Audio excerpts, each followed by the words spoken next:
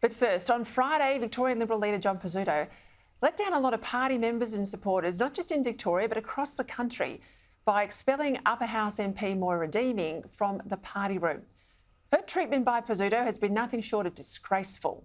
He says he wants to promote a broad church, yet he's forced out a conviction politician who dared push the country to keep women's spaces just that, for women. This whole saga's been a farce. I've covered it in depth, all the holes in Pizzuto's story as to why Deeming was initially suspended for 9 months and now why she's been expelled. On numerous occasions where questions were put to his office, they were either obfuscated or simply not responded to. In the end, it comes down to Pizzuto not honouring his commitments, Deeming trying to hold him accountable, and a whole lot of weak and spineless colleagues too scared to speak up, but happy to tell me off the record that they didn't want this to happen. Joining me now is the woman in the middle of this firestorm, Liberal member, but now independent MP, Moira Deeming. Moira, I'm delighted to talk to you again. I mean, I spoke to you on the weekend for a newspaper interview, but this is your first public comment since the events of Friday. It's been a really rugged 6 weeks, 7 weeks now, introduction to Parliament. But on a personal level, given the events of Friday, how do you feel today? I feel that it's better to have the decision made rather than being in that limbo that I was in. It was just torture, not understanding what was happening to me or why things had taken all the turns that they were taking. So as much as I'm very disappointed with this outcome and all my supporters are very disappointed with this outcome, at least I can just get back to work now. You are still a member of the Liberal Party. You might not be sitting in the Liberal Party room, but you're still a member of the Liberal Party, aren't you? Absolutely. I mean, I really do love this party. I believe in the Liberal Party values. I do think that we are the party that has the best political philosophy to help run a fair and balanced society. So I've got no intentions of abandoning the party, and this decision was made by less than 20 people from Spring Street, and I don't believe that it reflects the will of the membership. And so I'm just going to carry on and do my very best to be the best MP that I can be for all the people who wanted me to come here. What level of support have you got from party members and supporters? I know you've had some support in the past, but what's it been like since Friday? Just another round of emails and phone calls. In our office, the phone just goes all day. I'm so grateful for all the support everybody's given me, and I'm very moved. And it's been a huge amount of support, actually. Yeah. You're a mum of 4. I met your beautiful kids on the weekend. How's this impacted your family beyond you? Your husband and your children. Oh, it's been terrible. I think I've found out more as the weeks have gone on, things that I wasn't being told before. I just found out that my children keep checking out the window, seeing if there's any press outside. If there's, strangers walking past, they're more worried.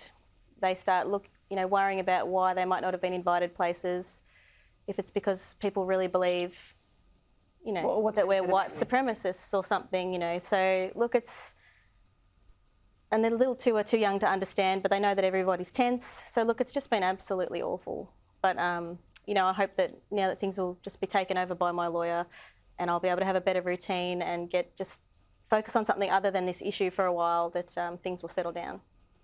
You were really eloquent when you spoke to me about why the Nazi tag was so offensive. Tell my viewers why that barb in particular really rocked you. I've just been raised to think about what happened in the Holocaust as the benchmark of evil and to always be on guard for how a society can tip over into such a catastrophe. How did it happen? How did ordinary people end up doing such horrendous things? It's just been a conversation throughout my whole entire life growing up, but, with a Holocaust survivor as an uncle and as a history and English teacher, it's just always been something that everybody points to as something that must never, ever be allowed to happen again. And so for me to be called that was so unexpected. John Pizzuto was out on radio this morning, I think, trying to mop up and explain a decision. When he was at the press conference on Friday, he was asked pretty strenuously by media. Why was Deeming expelled? He didn't have an answer then. I think he suffered for it. He was out there, though, today on morning radio and was asked particularly about women in the Liberal Party. Have a listen. How are the Libs going to reunite and encourage more women to come into the party? Okay, John Pseudo. Thanks, Helen, for your question. It's really important. I strongly support that. I want you and all of our listeners to know that what took place last week in relation to both issues that you've raised, Helen, was a party room decision. It wasn't mine. It was a collective decision. So in relation to both issues, they weren't personal decisions. We are all committed to getting more women into the Liberal Party in Parliament, and we'll do that and work really hard towards that end. Well, I'm going to call BS on that, because the reason why you were under the gun is you spoke out for women, and it's not passing strange to me to say that the two people sanctioned on Friday were women. I mean, the Liberal Party desperately needs women, and here is you and also Renee Heath, who copped a punishment for, I guess, taking accurate minutes that have now been replaced by John Pizzuto's own minutes. What do you say about the Liberal Party connecting to women? Well, I think it needs to be made far more clear exactly what type of women are allowed. Where does this go with your legal action now against John Pizzuto? Well, thankfully I have an excellent lawyer, and I'm just going to leave it in his hands. What about when I was out your way? You know, I drove around the suburbs near your home and I thought, this is heartland for Libs now. You know, they're losing seats in teal parts of town. You know, leafy, well-haired parts of Melbourne. If they want to win government, they've got to win Western Melbourne where you live. Does the Liberal Party understand that? And now that you are an independent, you're more than just this issue about women. What are the other things you're going to campaign on? Well, out in the West, you know, these are the working class suburbs. These are what used to be, you know, Labor right. And yes, they're still voting Labor, but I think that a lot of them are coming to the same conclusion that I did, that modern Labor is unrecognisable.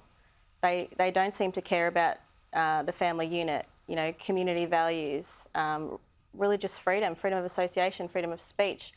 You know, and the influence of unions has just destroyed the delivery of services. You know, there are all these cost of living issues. Our roads out in the West are the worst. We have the most overcrowded schools. We really are out in the West struggling, and we need to provide answers to all those things. And, you know, but the fact is that out in the West, they have the same values that I have.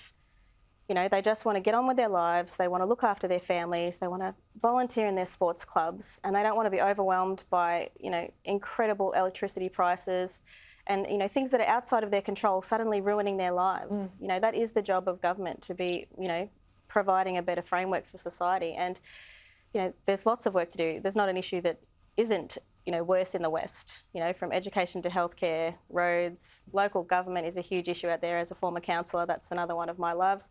Especially out in the West, you know, we have a huge issue with actually being the dumping ground for, you know, most parts of Melbourne. We have more tips, more problems with toxic waste than anywhere else, and that's a huge issue. It's an intractable issue that needs an answer, and we need to be able to come to them and have an answer. We can't just be talking about theories and talking about climate change. You know, they have real huge piles of rubbish right next to where they live.